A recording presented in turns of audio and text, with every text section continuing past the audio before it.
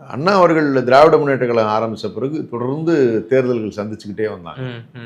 குறிப்பிட்டு specified ஏரியாஸில் focus பண்ணி உள்ளாட்சிகளில் தேர்ந்தெடுத்து கிட்டத்தட்ட 1967 ஆட்சிக்கு வர்றதுக்கு முன்னாடி 18 ஆண்டுகள் கடுமையான உழைப்பு அவங்ககிட்ட இருந்துச்சு. ஒரே ஆண்டுலாம் அவங்க வரல. அப்படி ரெண்டாவது ஒரே கொள்கையை முன்னெடுத்தாங்க.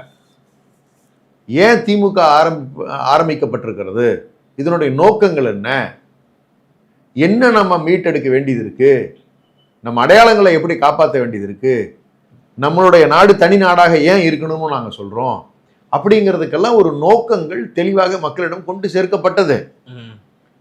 அப்ப அது தொடர்ந்து அதையே பேசி பேசி ஒரே விஷயத்த ஒரே கொள்கையை பட்டி தொட்டியெல்லாம் கொண்டு போய் சேர்த்த காரணத்தினால திராவிட முன்னேற்ற கழகம் ஆட்சியை பிடிச்சிச்சு. அவர்கள் தான் அங்க தலைவர்கள், சாமானியர்கள் தான் அங்க தலைவர்கள். அண்ணா தலைவர் ஆகிறாரு, பெரியார் அவர்கள் கொள்கை ரீதியா அவங்களுக்கு பெரிய ஏற்பு உருவாக்குவதற்கான சூழலை ஏற்படுத்தி தராரு. சிந்தனை களத்துல இருந்து சிந்தனை கருவாக இருந்து அவர் வேலை பார்க்கிறாரு. ஏன் இதெல்லாம் அப்படிங்கிறத நியாயப்படுத்துறாரு. சுயமரியாதைன்னா என்ன, தமிழர்களுடைய அடையாளங்கள் என்ன, ஏன் இப்படி பெண்களை போக பொருளா பார்க்க கூடாது, பெண் உரிமைனா என்ன, இந்த மாதிரியான சிந்திக்க வைக்கக்கூடிய வேலைகளை தந்தை பெரியார் அவர்கள் செஞ்சாங்க. அந்த கருத்துக்கள் எல்லாம் எடுத்துக்கிட்டு போய் தேர்தலை சந்திக்கணும்னு அண்ணா முடிவு எடுக்கிறாங்க.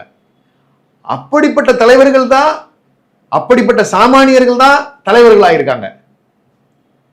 அப்ப சாமானியனோட குரலா தான் திமுக உருவாகுது.